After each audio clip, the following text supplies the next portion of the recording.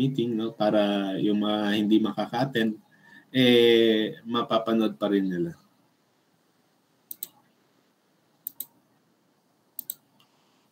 So if you have any questions or kaya naman ay may problem sa ating audio o kaya sa ating video, kindly inform me. Ayan.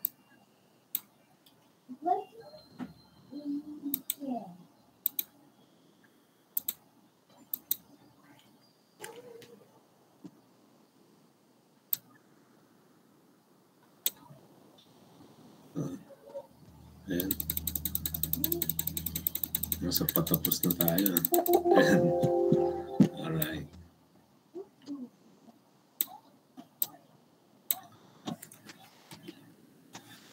Alright, so once again, good morning everyone. Ayan, medyo matagal-tagal din tayo hindi nagkita. But for this day, we have our last two topics, no? Dalawang topic na ang i-discuss ko sa inyo ngayon. Since yung pangalawa naman medyo maikli lang, no? It's the elevator pitch. But the first topic is develop business plan and lean startup canvas, and then follow na itong elevator pitch. No? So last time, nagbigay ako sa inyo ng module about the different financial sources natin, also the financial plan. So sino-sino ba yung mga pwede nating mahingan ng tulong, no, financially kapag gusto natin mag-start ng isang business. So I hope na nagawa nyo din yung yung assignment doon. So parang ipagko-compare lang natin yung different sources natin, no, ng ating finance. So after that, upon knowing our different financial resources, we can now proceed with the development of our business plan. Okay? So what is a business plan? Learning objectives muna pala tayo. And at the end of this lesson, the students are expected to define business plan, determine the importance of business plan, evaluate the benefits of business plan, analyze the business plan outline, and identify the lean startup canvas. So, question natin, what is a business plan? So, a business plan is a document that summarizes the operational and financial objectives of a business and contains the detailed plans and budgets showing how objectives are to be realized. Also, in every startup, a business plan is necessary because it will serve as a guide on what to do, and it will give a clear outline of the things need to be done. So makikita natin napakahalaga ng ating business plan because a business plan is our roadmap to success. So in creating a business, so napakahalaga na mag-start tayo with a plan. So maraming bagong nagki-create ng marami ang gustong mag-establish ng kanyang mga business sa ngayon, and they need what we call the business plan. So let's see the importance of the business plan. So bakit ba talaga kailangan ng business plan? So unang-una, to raise money for your business. So bakit? Because potential investors or lenders want a written business plan before they give you money. So di ba, totoo naman. If you want to gain investors or lenders, so dapat meron kang maipapakitang business plan. So syempre, titingnan muna nila kung worth it ba yung pag-i-invest nila sa business na gusto mong gawin. So when they see that nakikita nila yung potential nito for success, so madali parang sila as investors is mas gaganahan silang magbigay sa iyo ng fundings. Okay? So kung maganda ang iyong business plan, so most probably mas makaka-attract siya ng mga potential investors or lenders. Number 2, to make sound decisions. So business plan helps you to define focus on your business ideas and business strategies. So having a business plan, nagkakaroon tayo ng concentration kung ano yung gusto nating i-achieve na goals and objectives, na kung saan magiging committed yung ating management and also yung ating business. So business plan is a blueprint of achieving future plans and ambitions to be successful. So kapag ang naisip kasi natin pagka-business plan, more on the financial matters, no? Pero sa totoo lang, dito sa business plan, included din dyan yung mga management issues, mga human resource planning, yung mga technology na ating gagamitin, ano ba yung mga magke-create ng value para sa ating customers. And yung mga factors na yon, no, since more on business kasi management, ay nakaka-apekto sa mga decision na ating gagawin. Then, number 3, to help you identify potential weaknesses. So it helps you identify potential pitfalls of your idea. So, di ba pagka business plan, so nagkakaroon din dyan ng mga market analysis, di ba? So, maraming analysis tayong kinoconduct. And in this part, meron tayong tinatawag na SWOT analysis na pwedeng nating magamit. So, guys, do you have any idea about the SWOT analysis? Ano ba pagka sinabi nating SWOT analysis? So, familiar na ba kayo doon sa SWOT analysis? You may raise your hand if you want to share your ideas para na bang maging meaningful yung ating online meeting. So meron tayong sharing portion. So ano ba pagka sinabi nating all this, and sorry. So hindi ko alam kung ano nangyari. And nakikita ba ang presentation? Yes po. Ayan. SWOT analysis. Ayan, si John Rev. Na-encounter ko na din po siya. Bali, yung S po first. Bali, pag ginagamit po yung SWOT analysis po sa kapag gusto po natin malaman yung strength, weakness, opportunities, and threats po. Ganun po.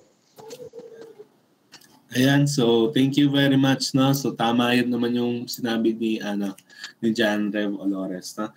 So kapag tayo nag-conduct ng SWOT analysis, yun yung pinaka-ibig sabihin nung yung SWOT na strength, weakness, opportunities, and threats. So titingnan natin yung mga internal tsaka external factors na pwedeng maka-apekto.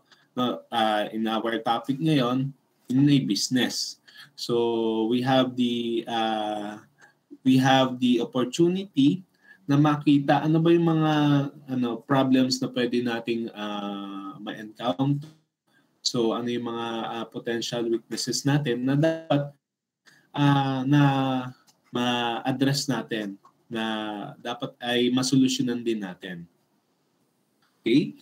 So number 4 natin, to communicate your ideas with stakeholders. So a business plan is a communication tool that you can use to secure investment capital from financial institutions or lenders. So para din siyang si number 1. But In number 4 kasi, it is more on the, for example, yung mga banks natin, no? So, sila, they are willing to lend us money if they can see the business plan. So, kapag may business plan tayo, mas mataas yung probability na tayo ay makapag-lend ng money sa mga financial institutions or mga firms. And also, makapag-convince din ito sa other natin, hindi lang sa mga investor or lenders, but to also to other suppliers natin, and also to the potential customers. So mas madaling i-communicate sa kanila yung ating business or yung ating gustong establish na business when we have a business plan na pwede nilang makita or mabasa. Okay? So those are the importance of a business plan. So let us proceed with the benefits of a business plan. So number 1 is to see the whole business.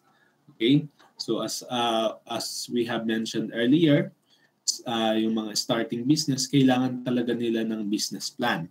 So to see the whole business, so para siyang ang business plan, it is like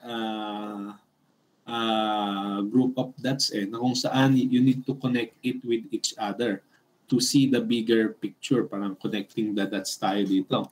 But what I mean with that is that dapat merong connection. For example, yung sales ba natin connected sa ating sales and marketing expenses. So the pricing strategy na ating gagamitin, is it reasonable? For other example, yung ating magiging price sa ating product, is it na co-cover niya ba yung ating mga total expenses or total cost sa paggawa ng product, 'di ba? So hindi naman pwedeng ang price natin is mababa pa sa ating lahat ng sa lahat ng ating expenses. So malulugi tayo doon.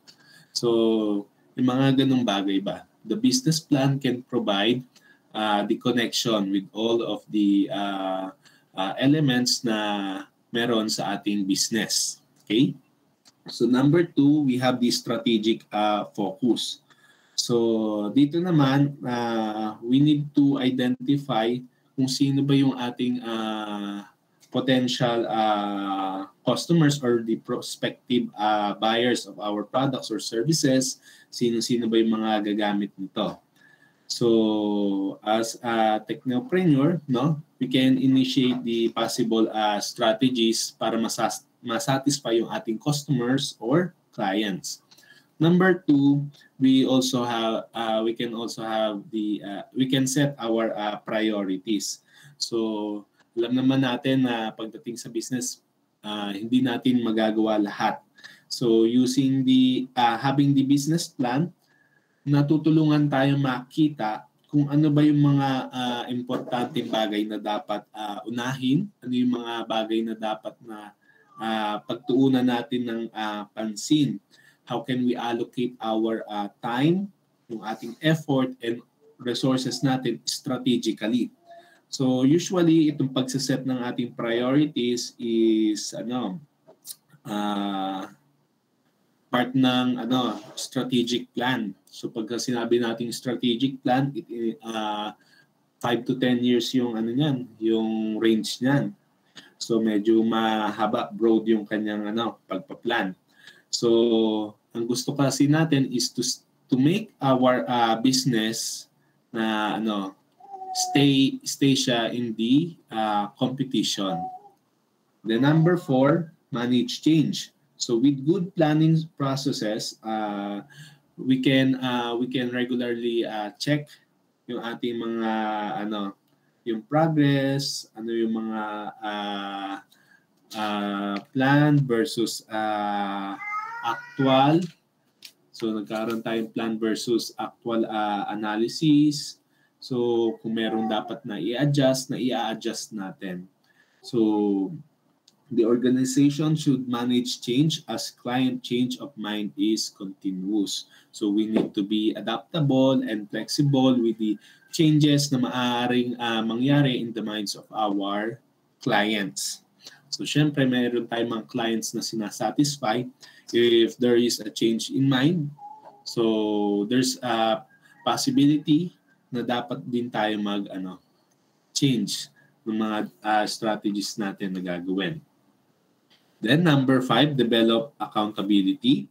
So good planning process sets expectations and track results. So it is a tool for regular review of what is expected and what happened. Okay? So yung ating business plan. So para din siya si number 4, no? So expectation versus reality naman. So ano yung expected natin at ano yung totoong nangyayari. Then, number 6, manage cash. So here naman in managing cash, so it is very important because we need to watch if the profit is enough, no? So yung kinikita ba natin will satisfy yung ating iba pang mga expenses, and also meron ba talagang kinikita yung business na ito. So syempre we are talking about the yung businesses na wait lang, nakalimutan ko yung So, hindi naman tayo nagtatay ng mga non-profitable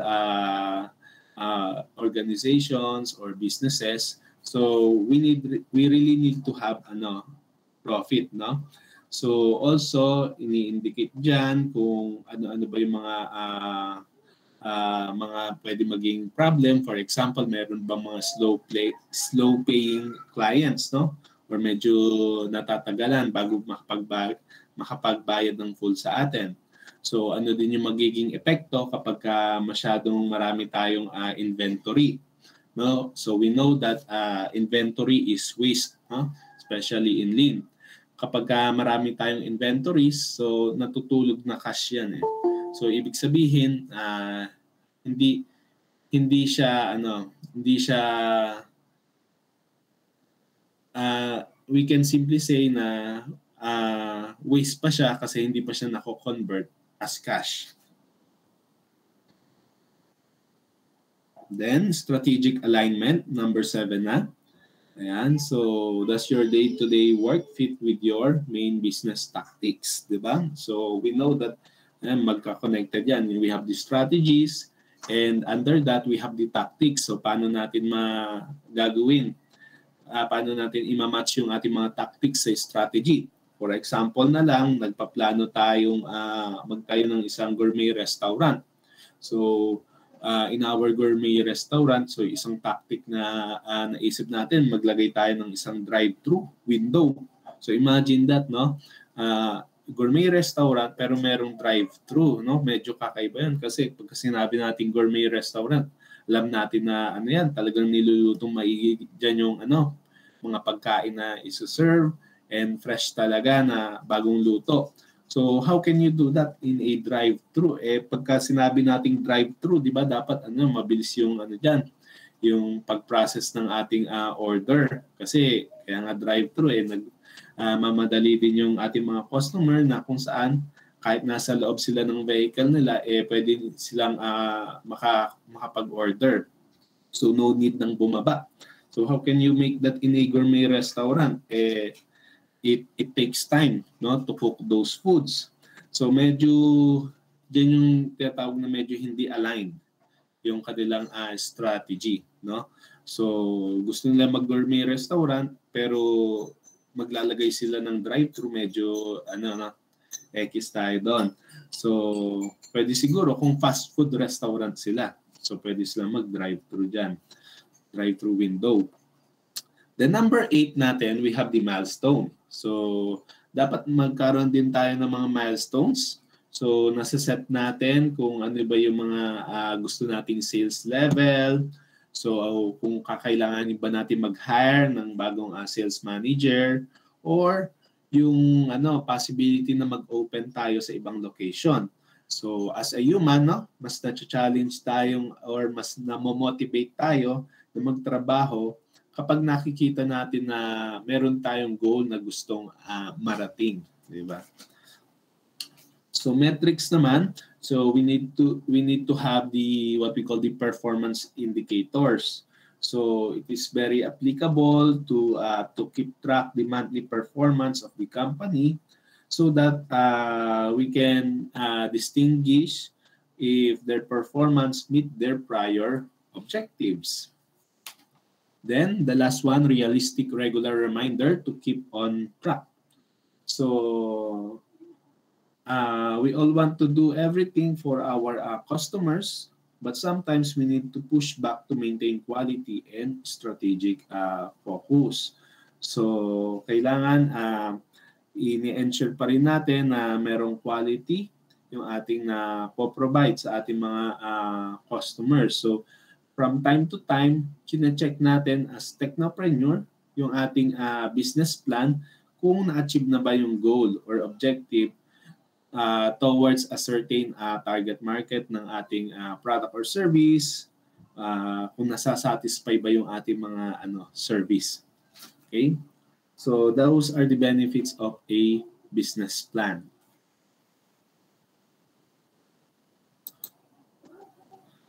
Ayan. So punta naman tayo sa business plan outline. So it is very important to take note of this outline kasi ito yung outline na inyong gagamitin for your business plan na gagawin by group.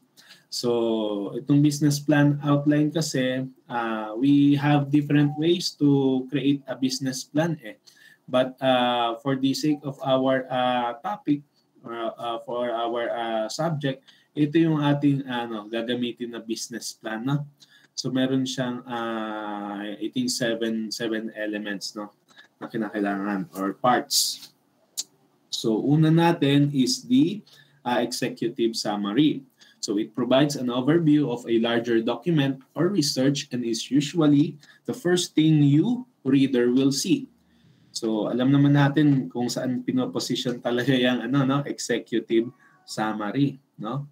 Lagi yang nasa first part, no, kahit hindi naman business plan, 'di ba, pagka may executive summary. So ayan, sorry, may nag-enter lang, nag-exit out ng PowerPoint. Ayan, kita na sana ulit. Ayan, guys, pagka nagka-problem po sa ating video presentation, kindly inform me. So wala pa namang nagre-react, so I think I shall continue na. So business plan outline ulit natin. Una natin is the executive summary. So ang mga main points ng ating executive summary, dapat nakapaloob dyan yung purpose, no? So what is the point of the document? Bakit ka merong business plan?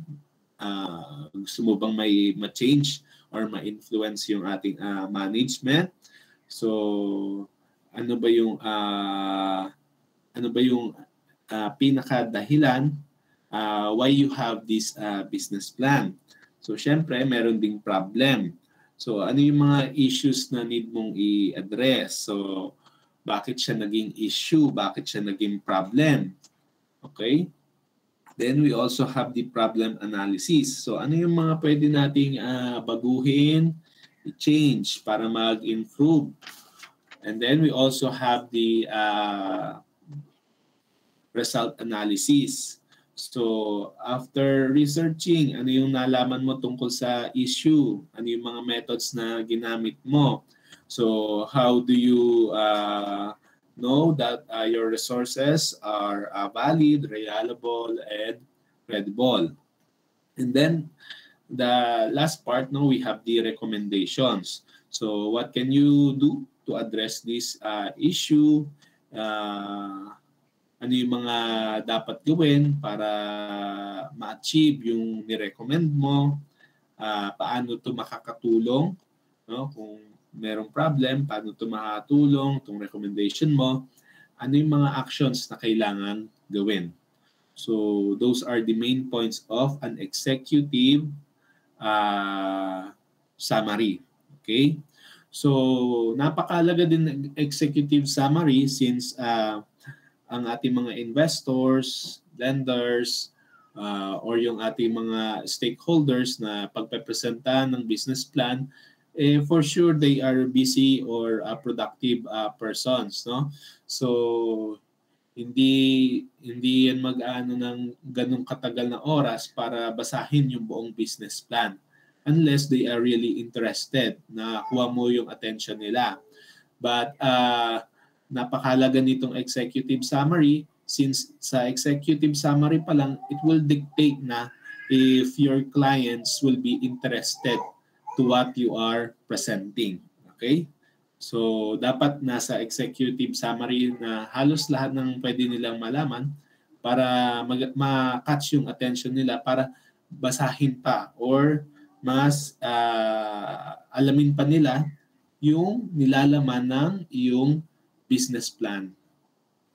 Yeah. So, sa totoo lang naman guys, no, yung ating mga managers or yung ating mga boss, yung ating mga yung mga potential investors, clients, customers, kapag nagpe-present ka or nagbibigay ka ng business plan, no, sometimes they just really read the executive summary and more on the your other presentations na.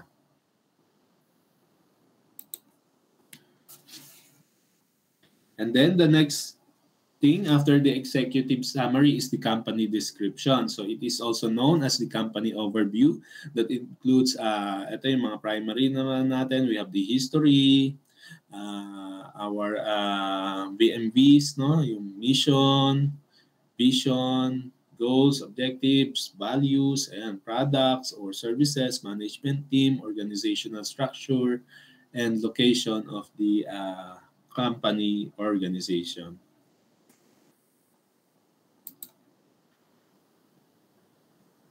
All right, so wait lang. Unmute. Sorry. Ano lang ako dito. May naririnig ba ako, guys? Hello, naririnig naman, ha? Yes Hello? po. Ayan, ayan. So, thank you. May nakita lang kasi akong sign dito sa aking presentation na parang naka-unmute. I don't know what's the purpose of that. Baka siguro sa video. Ayan. Wala na ng videos dito. Nakita ko lang. Sorry. Ayan. With the interruption. Ayan. So, proceed tayo with the products or service. So, syempre, you also have a detailed description of your products or service, no? Pagdating sa product or service, ano ba yung i-offer natin sa ating clients or customers na magbe-benefit sila. Ayan, so we have ito yung mga included, no, sa product and service section. So una yung description ng product natin na ating ino-offer or planong i-offer sa kanila. Pangalawa, paano natin, ano yung pricing strategy natin for the product, no? So, magkano natin iano yung ating product. Also, it may include the comparison of products or services to our competitors, no? Ano ba yung ino-offer nila? So, ano yung ino-offer natin? So, syempre, ang nakalagay doon yung mga kung ano yung edge natin kumpara sa ibang product. No? Sales literature natin, includes kung ano ba yung mga materials na ating gagamitin para mas ma-educate natin and also mas maintindihan ng ating mga customer yung ating ino-offer sa kanila and ano yung mga bagay na maaring maka-apekto ng kanilang buying or purchasing decisions. Then we also have the processing of orders. So paano yung magiging transaction, no, kapag umorder sila. So during these days, there's a lot of ways to make an order. So meron dyan yung pag face-to-face kayong mag-order, no?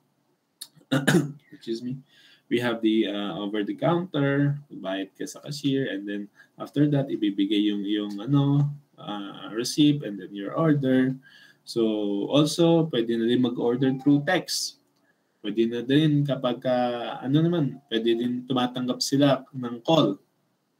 And then yung mga nauso ngayon using the e-commerce platform, ayan.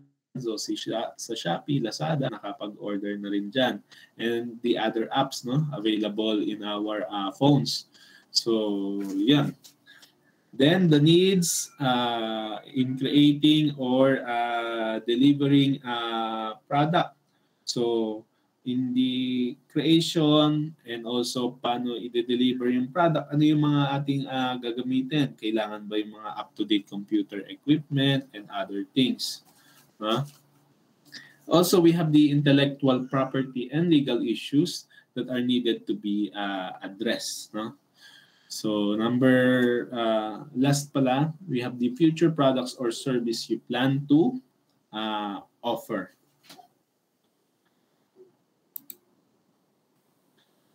Next natin, number 4 is the market analysis. So, quantitative or qualitative assessment of a market, and it is done through surveys or interviews. So, meron tayong mga pinapasagot ang mga questionnaires sa ating mga customers. Ayan, pwede din tayong mag-conduct ng interview sa kanila. So, ano yung mga mahalagang bagay na dapat makita natin in the market analysis? So, we have the market size natin, no? Our market size, our customer segments. So when we say customer segments, ano yung mga paano natin sila i-group, no? So minsan nagkakaroon tayo ng grouping, no? We have the children, adults, and yung mga working na, yung matatanda na. Also pwede din male or female. So also have the buying patterns, yung competition, existing competition, the economic environment. Ano yung mga yung mga what do you call this? In terms of economic environment, ano yung mga regulations, no? Ano yung mga local ordinance, no, sa lugar na 'yon na dapat sundin. Then we have the strategy and implementation. So it is the translation of chosen strategy into organizational action so as to achieve strategic goals and objectives. So we have the strategic plan, no? And as I have mentioned, it has a maximum span of 5 years to 10 years. So ito, ipoprovide niya yung company with the ideas and serve siya as guide, no? Guide in achieving those goals and objectives, no? Of the company through the implementation.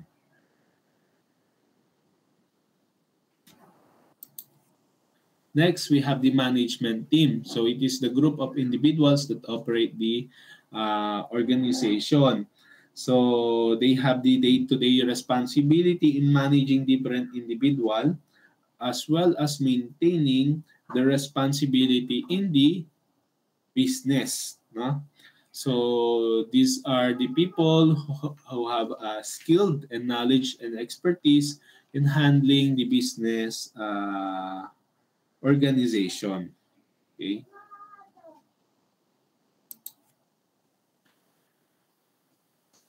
Next, we have the financial plan. So yung last part natin. So exhibit the income and expenses of the company. So included na dyan yung profit, cash flow, balance sheet, break-even analysis, assumptions, and business ratios of the company. So I think financial plan, it will include yung mga pwedeng incorporate natin dyan yung mga natutunan natin in the na our accounting subjects, no? Yung ating mga balance sheets. Ayan. So the break-even analysis. And I think it is also ina-add din yan sa mga feasibility study, no. Para kasing ganyan din yung ating business plan, no. Ialamin natin kung feasible ba yung ating business na gagawin. So isang magandang indicator diyan is yung ating financial plan. So maaari nating malaman if our business is worth it na ituloy with the financial plan, sa part ng financial plan. Okay? So let me show you now the lean canvas. So yung kaninang nauna, yun yung business plan natin. And then this time, we have the lean canvas. So yung business plan kasi, kaya ko din siya diniscuss na, it is for the traditional method natin yan, no? In presenting our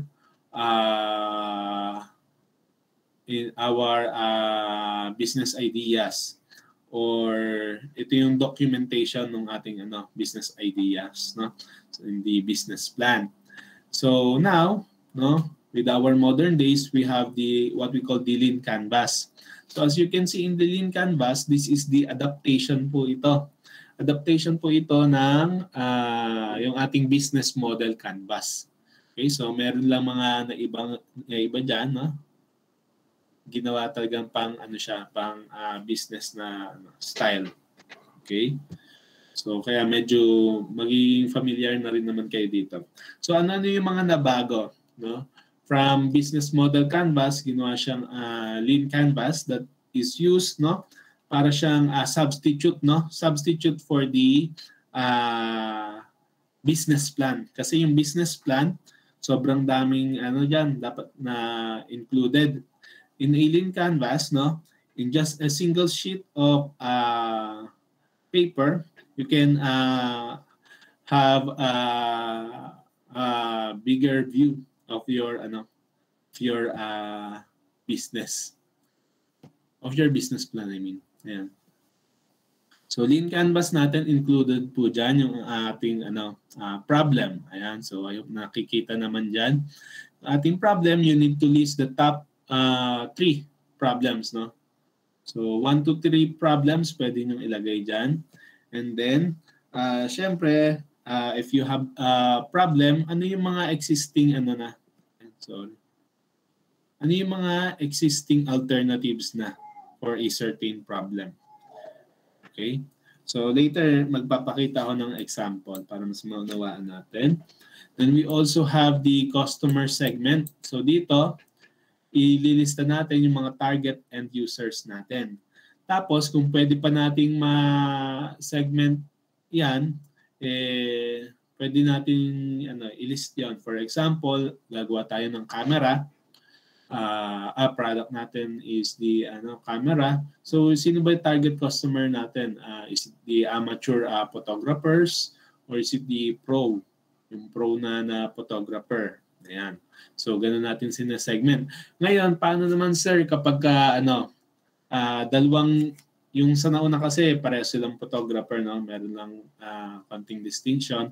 How about, sir, kapag kunyari, lawyer, tsaka graphic designer? Diba? Medyo magkaibang sila, field.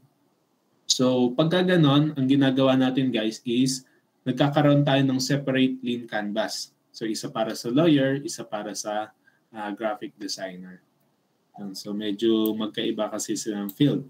We have the early adopters. So, the list of the characteristic of your ideal customers. Okay, next natin is the unique value proposition. So, it is the single, clear, compelling message that states why you are different and worth paying attention. So, it may be your yung tagline, no? So, tagline natin.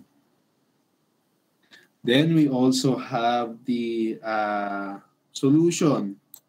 Okay, sabi yung solution dito. Ayan, no? Outline a possible solution for each problem na identify natin. Then we have the key activity. So,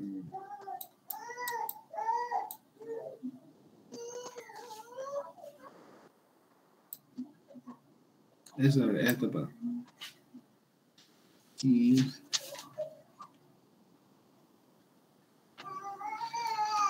Or dito ang nakalagay is the key metrics natin. Or the list, the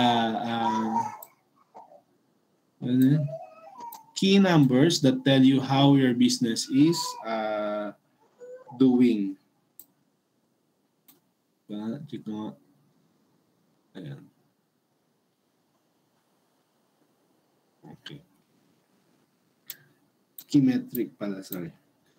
Then we have the channels dito. Ayan, so the channels, so it should list your path to a customer. So inbound or outbound natin. And then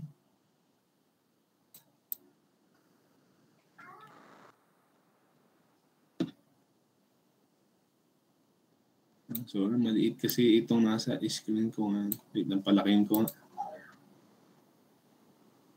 Sorry, hindi ko makita eh.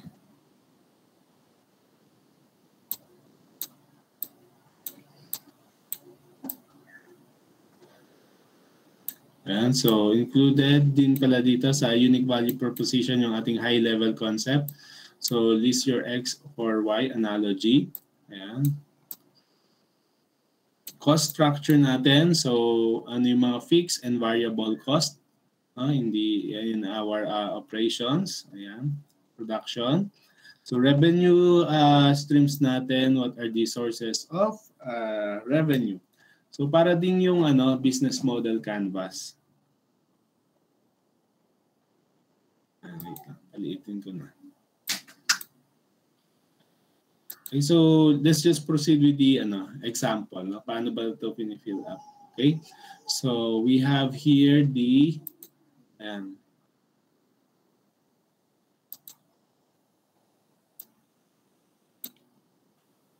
medyo maliit hindi ko lang makita, but this is for the Google. Okay, so here we have the year of foundation, ayan, kung kailan siya na-founded, ayan, 1998, and venue natin is Menlo Park, ayan, original name, yan, Google, yan daw yung dating name niya. Then we have the founded by, so sino ang nag-establish ng Google. Total funding nila noong 2000, ayan, 36.1 million. So look at the IPO natin, no? Nakapag-raise sila ng 1.7 billion in 2004. Just a matter of 4 years, no? Like 1.7 billion yung kanilang na-raise na fund. Okay? So here's the example of the the lean canvas nila. Okay, so we have the problem. So irrelevant search results of existing search engines. No, hard to find what you're searching for. So nagkakaroon sila ng problem kapag nag-search sila and using the existing engine, no, kumbaga hindi ganoon ka-accurate yung mga lumalabas na result. So ano yung existing alternatives, yung mga pwedeng yung mga search engines na available noon? We have the Alta Vista, Yahoo, ayan, Excite, yun yung mga existing na noon. Okay, so solution nila, develop a technology that would allow users to search and find relevant content. Okay? So, sino yung mga customers nila? All web users. So, meron bang mas specific? We have the Stanford students. So, unfair advantage dito, ayan pala, hindi ko na kanina. Itong unfair advantage pala, guys, ito yung ito yung parang edge nyo sa iba. Isang bagay na hindi nila pwedeng let's say magaya, no? Innovation. So Google and PageRank technology, no? So, kumbaga sila lang yung meron. Yun yung unfair advantage. Kaya unfair advantage. So kumbaga sa iba, talagang angat na angat ka. Then we have the unique value proposition. Users can truly find what they are looking for. Ayan. And also fast search. Ayan. Fast web search based on the relevancy of web pages. And so what are their key metrics? So number of search requests. Ayan. So percentage of users who end their search on the first page. So ibig sabihin, no, pag nag-type sila, first page pa lang nung lumabas na result, okay na sila. No, hindi na nila kailangang hanapin pa yung sina-search nila doon sa mga succeeding page. So cost structure natin, ayan. So yung hosting, tsaka yung development, revenue streams, no? We have the investment and also advertising revenue. So yan yung mga kadalasan naman, no, pagka mga ganitong platform, no. So more on the advertisement sila kumikita. Kaya kung mapapansin nyo, pag nagsa-search kayo, may mga ads na nagpa-pop. So yan. Yun yung mga nagbabayad na sa Google. Okay, next natin is Facebook. Ayan. So nandito naman yung details nila. Observe na lang natin, no? 2.3 billion yung funding noong 2012. And within that year, no? Within that year, nag 18.4 billion. So imagine kung gaano ka bilis tumaas yung funds nila, no? 18.4 billion in 2012. Okay, so and we know that Facebook is one of the leading companies talaga, no, in the ngayon sa internet. So ito yung ating problem, no? Harvard University online network is very limited in functionality and not fun. Ayan. So makita natin may mag-game focus din nila yung for entertainment, no? Students want a solution to communicate online. Ano yung mga existing na MySpace, High5, ayan. Ang familiar lang ako dito yung Friendster. Ayan. So solution, online communication for Harvard students with the possibility to connect with friends. Ayan. So in that way, they will have fun. Then, customer segment natin, college student and students of other colleges and university, early adopters natin, syempre si Harvard University students. So yun talaga yung pinaka target nila. So ayan, unique value proposition nila, Harvard students-oriented communication platform. So Friendster for college student, parang ganun yung idea nila. Ayan, so key metrics nila. So I'm not familiar with these two. Ayan. But those are the key metrics na kanilang ginamit. And then the unfair advantage nila, person-to-person interaction. Ayan. Friends, activities push other friends to use the network. So invention of a new website type, social network with social features, no? So here ayan, channels na referral among Harvard Student Society, cross friends of Harvard students in other colleges. Then cost structure nilang nilagay, hosting, development, and also the payroll. So may silang binabayaran. And then revenue streams nila, investment, and also advertising revenue. So, ganun din, same as Google. So, as you can see, no, from Harvard, no, nakarating siya all over the world. So, ganyan naging ng Facebook. So, talagang nag-boom sila. And until now, they are still developing their yung mga features ng ating Facebook, no? Kaya patuloy pa rin siyang tinatangkilik ng mga tao. Ayan, so the last one we have the YouTube, no? So this the lean canvas for the YouTube. Problem nila, there's no hosting video.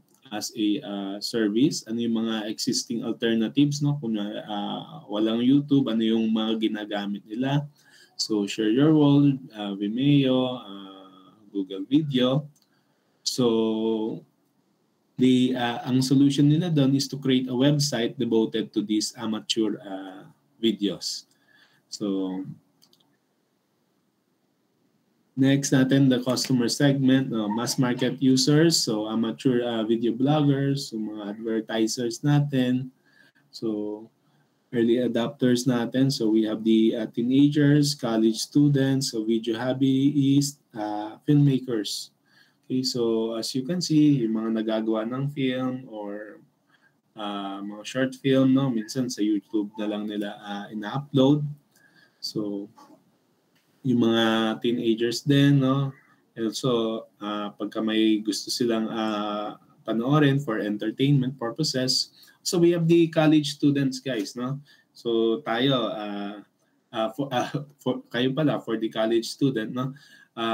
Yung mga, kunyari, meron kayong mga subject na mahirap, for example, mga math subjects natin, di ba, kadalasan na ano natin yan, no? Sinesearch natin sa YouTube, how can we solve for a certain problem. Ayan. Okay, unfair advantage nila, hard to recreate a video hosting on a large scale. Ayan. Users of this video hosting push other users to join the network. Unique value proposition nila, the People's TV service, watch and share video content on a single platform, star-based rating system, no? So, kung mapapansin nyo, nauso na din ngayon, no? Pag nire-rate yung mga, mga, even sa mga online app, no? Ayan, high-level concept nila, the next flicker of video. Key metrics, number of views per video. Ayan. DAU, stickiness. Ayan. So, cost structure nila, ano yung mga cost nila, yung pag-host, development, and also payroll. So, revenue stream nila, so investment sa kanila. So, syempre, yung mga advertising revenue, no? So, ito ay nangyari after the purchase of Google. So, we know that YouTube, binili siya ng Google. Ayan, so, ganun siya. So parang si business model canvas, no? Ginawa nating pang business plan na type. Okay? Ayan, so medyo nag-over time, 9:01 na pala. Next tayo sa elevator pitch naman. So what is an elevator pitch? So it is also called an elevator speech, no? An elevator pitch is a brief and concise speech that tells about who you are and what you do and what you want to achieve. So it is named as such since it should be short and compelling enough that you can introduce yourself during an elevator ride. Diba? So usually kapag sinabi kasi nating elevator pitch, no? Kailangan mo ma-introduce yung sarili mo or yung product na ino-offer mo or yung company, organization or service na ino-offer in just a matter of minutes or seconds. So mga 30 seconds pa nga lang, minsan dapat na ibigay mo na yung mga necessary information sa kausap mo. So the elevator pitch is a way to share your credential and expertise quickly with individuals who don't know anything about you. So, kailan naman natin ginagamit tong elevator pitch? So, you can use your elevator pitch when you are looking for a job. Ayan, maggamit nyo din ito sa pagtatrabaho nyo, particularly during job interviews. So, bakit? Kasi very common sa interviewer na tanungin or i-ask nyo sa'yo, tell me something about yourself. So, doon pa lang, dapat maganda na yung pagkaka-start mo. Kasi sa pag-apply, di ba, binebenta mo ang sarili mo eh. No? You are selling yourself to the organization. Kaya dapat maganda yung pagkaka-present mo sa iyong sarili. And you can use your elevator speech as an introduction of who you are and what you do. So if you're an owner of a startup or small business naman, you can use elevator pitch to introduce your venture and at an expo or any event involving entrepreneurs. So yung mga entrepreneurs and technopreneurs, meron kasi yung mga yung mga gatherings, no, mga conferences sila na kung saan marami ding ibang mga technopreneurs, entrepreneurs and investors na nagpupunta. So there is also an expo kung saan kailangan kung saan pwede kayong mag-present ng inyong mga business ideas, no? And then kapag merong mga investor na nagustuhan 'yon, no, i-contact ka nila. So you can also use your speech in your LinkedIn profile to make it easier for your network to know who you are and what you do for a living. So 3 essential components in a pitch. No? First of all is you need to stimulate interest.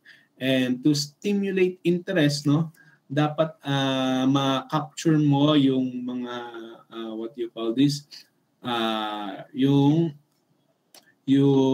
attention ng iyong customer or target client, no? So usually they are basing their decisions on their emotional factors and also yung mga logical reason, no? So next is to transition that interest, no? So once na na-capture mo yung kanilang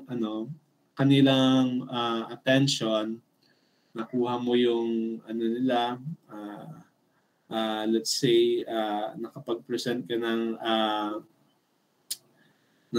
isang reason bakit nila kailangan yung product na yon. Sa transition that interest, dito na papasok yung yung interest nila, ipapaalam mo bakit kailangan nila yung product na yun. Mas ipapakita mo pa sa kanila na kailangan talaga nila yung product or service na ino-offer mo. And then after that, you share a vision. Okay? So in sharing the vision, dito na papasok yung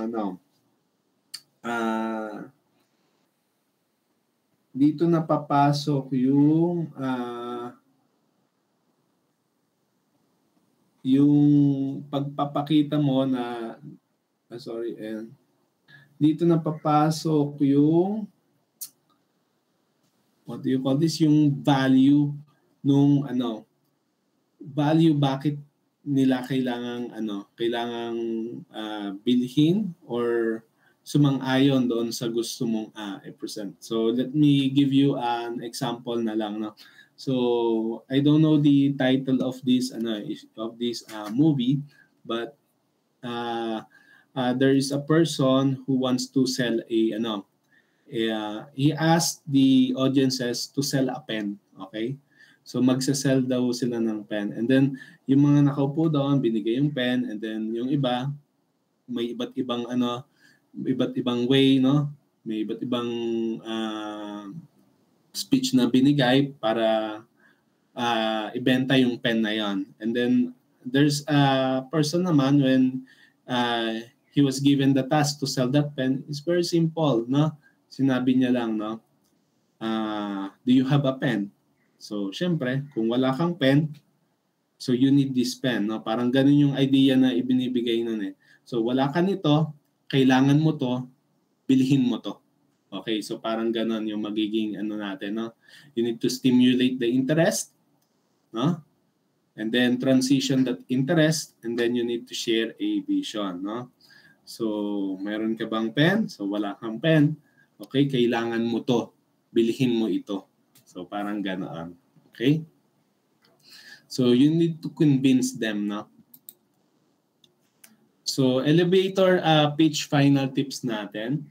So, you need to first, no, to take your time, no? as much as possible, no, huwag kang masyadong mabilis magsalita na to the point na hindi ka na maiintindihan, no. Although kailangan ma-present mo in a matter of seconds or minutes yung idea mo, share sa kanila, you need to take your time. Huwag masyadong mabilis in a way na hindi ka na naiintindihan. And then, make it conversational, no? So as much as possible, wag yung ikaw lang yung nagsasalita all throughout. So you can ask questions with them, no? Then also avoid niche words or phrases. Ito naman tumutukoy ito sa mga let's say mga abbreviation, mga salitang mahihirap intindihan, yung napaka-technical na hindi na maiintindihan ng iyong kausap. As much as possible, make it simple and naiintindihan ng kinakausap mo. And then the last one is to express confidence, no? So yan ang isa sa pinakamahalaga. As long as you are confident with the things you are saying, no, mas mas effective siya na for sharing your thoughts or ideas to a target customer or client. Ayan. So those are the final tips natin for the elevator pitch. So take your time, make it conversational, avoid niche words and phrases, and then express confidence, no? Kaya tayo, 'di ba? For example, pagkadating sa mga sales, no? Talagang mga pinambabato natin diyan yung mga magagaling magsalita. So yung mga convincing talaga. So may mga tao kasing ganoon no? So, but anyway, as we have mentioned earlier, kung hindi nyo man ito magamit for business purposes, no, you can also use this in applying a job. Kasi you are offering yourself na you are like selling yourself to the company. Okay? So, I have an assignment here. So, read. So, you need to read and write a short reflection. So, reflection, so what you understand, ano yung mga meaningful insights, ano yung mga important learnings na natutunan nyo after reading the 5-step elevator pitch that turns strangers into clients, no? So, ito yung ating link. So, isa-send ko naman ito sa inyo. So, pa-wait na lang siguro sa ating e-learning. Doon ko na lang i-upload yung ating mga materials. So, that would be your assignment. So, you'll just submit it on the online text submission na lang tayo para hindi na gagawin sa sa Word. Okay? So that concludes the our discussion for today. So we have the business plan and the elevator pitch. So I hope that you have learned a lot. So thank you guys for listening. Okay, so ayan, so we're done. Siguro question muna tayo.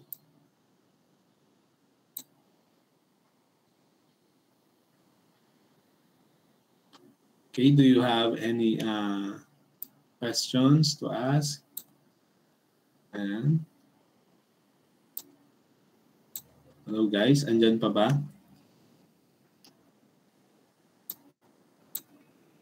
Wait lang, mag-on pala tayo ng camera. Pwede tayo mag-on ng camera. Ayan guys, do you have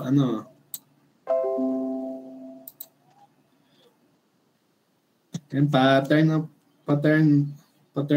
po muna ng ating mga camera para makita ko naman baka natutulog na yung iba. So may I request everyone to turn on your camera. Ayan.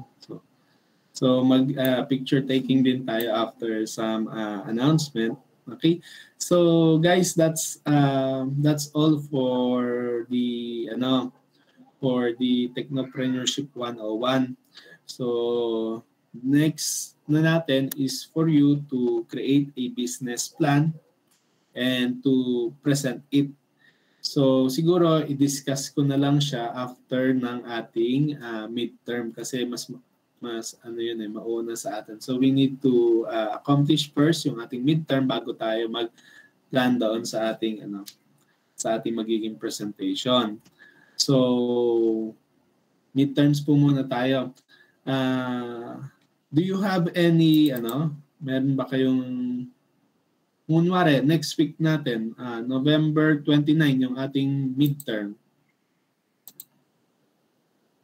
Meron ba kayong let's say defense or any activities during that day? Ayan. Medyo umiiling si Angel. Angel Nina. Ayan. So, mukhang wala naman, no? Wala namang mga date siguro kayo, no? So, natin, no? Okay lang, guys. 29 na tayo mag-midterm.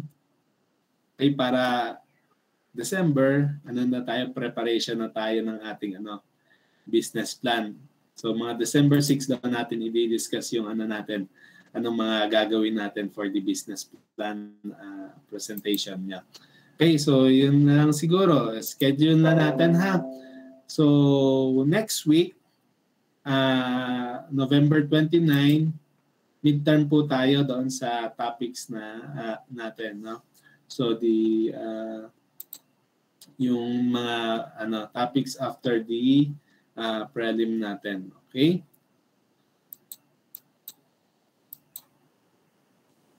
So siguro i-send ko na rin sa ating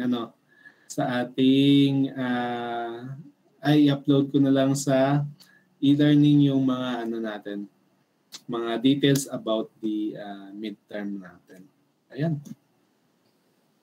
Okay, so that's all for today. So if you don't have any question na, so siguro let's have a screenshot muna no ma-attend. So siguro yung iba hindi naabutan nung first natin, picture taking natin. So ito na yung pangalawa for the end. Okay, kindly open your camera. Ayan.